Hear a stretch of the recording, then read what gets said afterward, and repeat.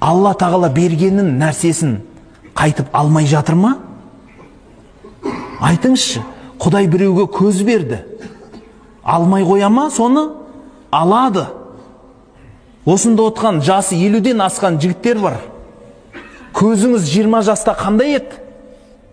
Алды ма?